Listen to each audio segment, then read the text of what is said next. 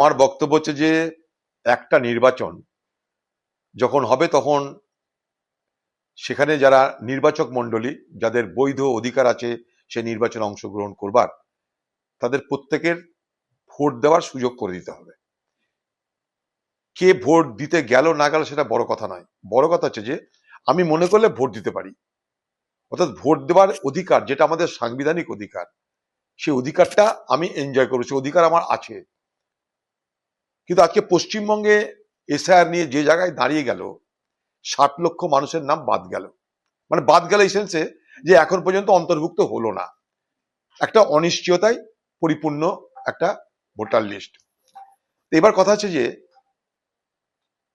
এখন আন্ডার অ্যাডজুডিকেশনের নামে বলা হচ্ছে আন্ডার অ্যাডজুডিকেশন, বিচারকরা তার দেখবে যে সে ভোটার লিস্টে নাম থাকার যোগ্য কি অযোগ্য। এটা কতদিন দেখবে? যতদিন না ভোটার লিস্ট পরিপূর্ণ হচ্ছে, সম্পূর্ণ হচ্ছে। তার মাঝে যদি নির্বাচন ঘোষণা হয়ে যায় তাহলে যেদিন থেকে নির্বাচন ঘোষণা হবে সেটাই তো কাট অফ ডেট হয়ে যাবে, সেই দিন থেকে খতম। অর্থাৎ তখন এই যে 60 লক্ষ মানুষের ভবিষ্যৎ কি তারা ভোট দিতে পারবে কি না পারবে এটা কিন্তু নির্ধারিত হলো না, তার আগে কিন্তু ভোট ঘোষণা হয়ে গেলে তারা সব বাদ পড়ে যাবে। অর্থাৎ অধিকার থাকা সত্ত্বেও মানুষ ভোট দিতে পারবে না, এইরকম বাতাবরণ তৈরি হবে একটা। তো আমার বক্তব্য হচ্ছে এটা যদি হয় তাহলে আমার বাংলার মানুষের তাদের কি সাংবিধানিক অধিকার বঞ্চিত হচ্ছে না? অবশ্যই সাংবিধানিক অধিকার বঞ্চিত হচ্ছে। নির্বাচন কমিশনের দায়িত্ব সম্পূর্ণ ভোটার লিস্ট তৈরি করা, রাজ্যের দায়িত্ব নির্বাচন কমিশনকে সহযোগিতা করা। আজকে নির্বাচন কমিশনের শেষ লগ্নে এসে যখন বিচারক মন্ডলীয় নিয়োগ হচ্ছে সেটাও তো রাজ্যেরই সব বিচারকরা, যারা বিএলও, এআরও, এইআরও, ডিএম তারা তো রাজ্যের। তারা যদি সবাই সহযোগিতা করে নির্বাচন কমিশনকে, আর নির্বাচন কমিশন যদি মনে করে না আমি প্রত্যেকটা ভোটারকে আমি ভোট দেওয়ার সুযোগ করে দেব, তাহলে আগামী নির্বাচন দেরি করা উচিত। আমার বক্তব্য যতদিন না পর্যন্ত এই ভোটার লিস্টের কাজ সমাপ্ত হচ্ছে, যতদিন পর্যন্ত না ভোটার লিস্টের যারা অন্তর্ভুক্ত হওয়ার জন্য উপযোগী অর্থাৎ যারা এলিজিবল তারা যতদিন পর্যন্ত না তাদের নাম ইনক্লুড হচ্ছে, অন্তর্ভুক্ত হচ্ছে, আমার মনে হয় ততদিন পর্যন্ত এই নির্বাচনের নাম দিন ঘোষণা করা উচিত না। আগে ভোটার লিস্ট, তারপরে নির্বাচনের দিন। আগে আমার ঘরে মুরগি আছে, তারপরে আমি ডিম গুনবো। আমার ঘরে মুরগি না, আমি ডিম নিয়ে কি করব? ডিম গুনে দেখুন, ভারতবর্ষের নামক দেশ বরাবর আমরা একটা মোরাল পশ্চার রাখি, একটা নৈতিক আমাদের বক্তব্য আছে। কোন একটা দেশের সে একটা অথরিটি, সে স্বাধীন একটা শাসক। কোথাও প্রধানমন্ত্রী হতে পারে তার নাম, কোথাও তার নাম ধর্মগুরু হতে পারে, কোথাও প্রেসিডেন্ট হতে পারে, কোথাও চেয়ারম্যান হতে পারে, তাদের ব্যাপার। তাদের স্ট্রাকচার অনুযায়ী সেখানটাই তারা ক্ষমতা ভোগ করছে বা ক্ষমতায় গেছে।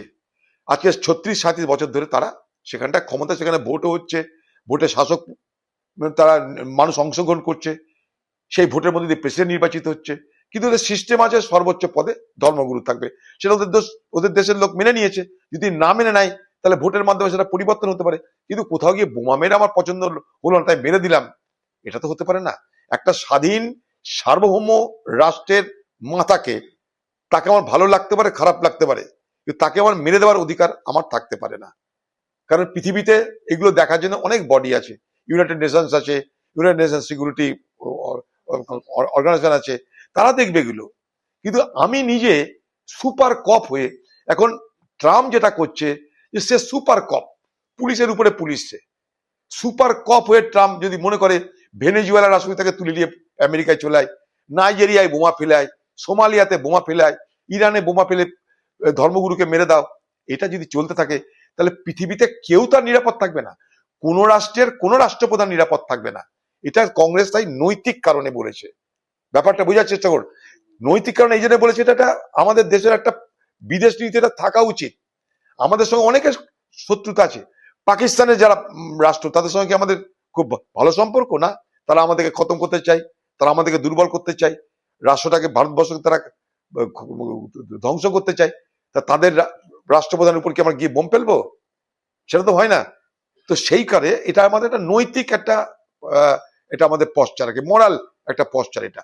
সেই জায়গাটাই আমরা আমাদের কথা বলেছি, মোদিজি কথা বলেছে, চুপ করে আছে টিএমসি।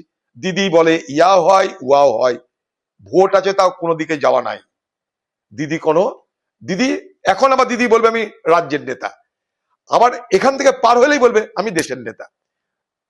দিদি যখন ধান্দা দেখে ঠিক আছে তখন বলবে, মৌকা যখন ভালো আছে দেশের নেতা হয়ে যায়, আর যখন বাজার খারাপ রাজ্যের নেতা হয়ে যায়। তাই ইরানের উপরে হামলা নিয়ে বাংলার মুখ্যমন্ত্রী মমতা ব্যানার্জির মুখে কোনো শব্দ নাই, তিনি নিশ্চুপ নীরবতা পালন করছেন।